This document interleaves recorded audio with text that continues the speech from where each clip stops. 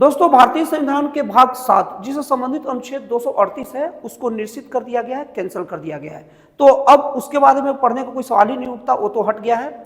और इसके बाद दोस्तों अब हम लोग आते हैं भारतीय संविधान के भाग 8 जिससे संबंधित अनुच्छेद क्या है 239 से 242, ये नोट कर लीजिएगा। दोस्तों भारतीय संविधान के भाग 8 में केंद्र शासित प्रदेशों के बारे में बताया गया है। दोस्तों इसे संघ शासित प्रदेश भी कहते हैं। दोस्तों ब्रिटिश काल में 1874 में कुछ क्षेत्रों को अनुसूचित क्षेत्र घोषित किया जिसे आयुक्तीय क्षेत्र कहते थे। और दोस्तों इसे भारतीय संविधान के 7वें संशोधन 1956 के द्वारा इसे केंद्र शासित नाम दिया गया। दोस्तों वर्तमान में अभी 9 केंद्र शासित प्रदेश है, कोई कोई लोग इसे 8 कहते हैं क्योंकि दादर और नागर हवेली और दमन और दीव को कुछ लोग एक ही केंद्र शासित प्रदेश मानते हैं, कुछ लोग इसे अलग मानते हैं। तो जब एक साथ लेंगे तो 8 बन जाता है और अलग अलग लेंगे तो 9 बन जाता है। लेकिन दोस्तों मैं आपको राय दूंगा कि केंद्र शासित प्रदेश 9 है, ये मान के चले आप लोग। दोस्तों इसमें जो सबसे नया केंद्र शासित प्रदेश है जिसमें जम्मू और कश्मीर और लद्दाख है। जम्मू और कश्मीर एक साथ है केंद्र शासित प्रदेश और लद्दाख एक साथ है।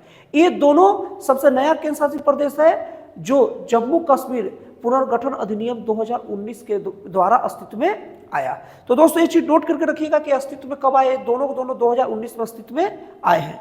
दोस्तों ये दोनों को अस्तित्व में लाने के लिए केंद्र सरकार को कुछ कारण बताए हैं। तो दोस्तों उसको देख लेते हैं। सबसे पहले अगर लद्दाख की बात की जाए तो केंद्र शासित का ये मानना है कि लद्दाख का जनसंख्या बहुत विरल है और क्षेत्रफल बहुत बड़ा है। और दोस्तों यहाँ के लोगों की मांग भी थी कि हम केंद्र शासित प्रदेश हमें बनाया जाए क्योंकि वहाँ राज्यों का पुनर्गठन में दिक्कत होगा और राज्य द्वारा सुविधाएं ठीक से समय पर नहीं पहुँच सकती। और केंद्र शासित प्रदेश का मतलब ही होता है कि सीधे वो केंद्र से उसका मतलब रहेगा, उसका राज्य से ज़्यादा मतलब नहीं रहेगा।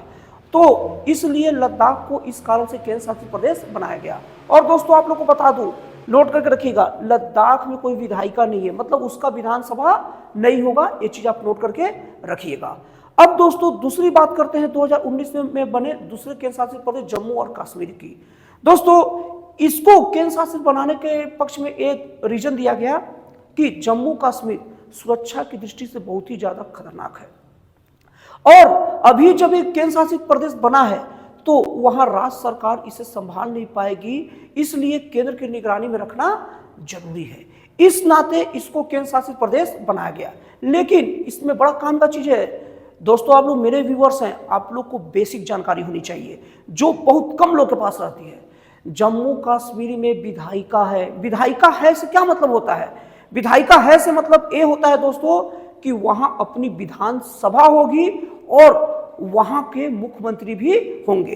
इसी तर्ज पर 24 में जम्मू और कश्मीर में विधानसभा चुनाव हुआ है। अब दोस्तों नोट करके रखिएगा, जनरली केंद्र शासित प्रदेश में केंद्र का राज होता है लेकिन वहां विधानसभा चुनाव नहीं होता, उसका मुख्यमंत्री नहीं होता। लेकिन 3 ऐसे देश में राज्य, पहले केवल 2 थे, पौंडीचेरी और दिल्ली, जहां का अपना मुख्यमंत्री होता था, विधानसभा होता था। लेकिन अब तीसरा राज्य हो गया जम्मू और कश्मीर। इस तरीके से दोस्तों 9 केंद्र शासित राज्यों में 3 ऐसे केंद्र शासित राज्य हैं जहां का खुद का विधानसभा है। वो है क्या? पौंडीचेरी, दिल्ली और जम्मू कश्मीर।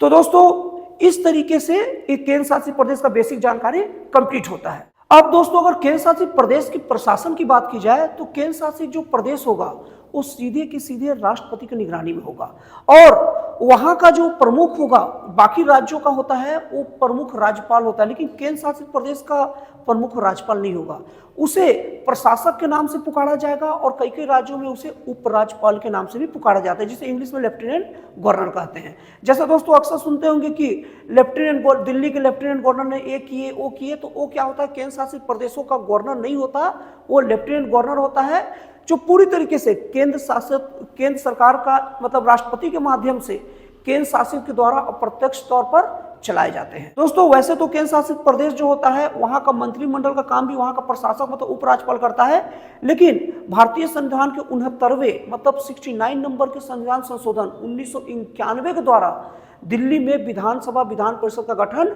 किया गया। और दोस्तों 70वें संविधान संशोधन 1991 में ही पौंडीचेरी में भी विधानसभा और विधान परिषद का गठन किया गया।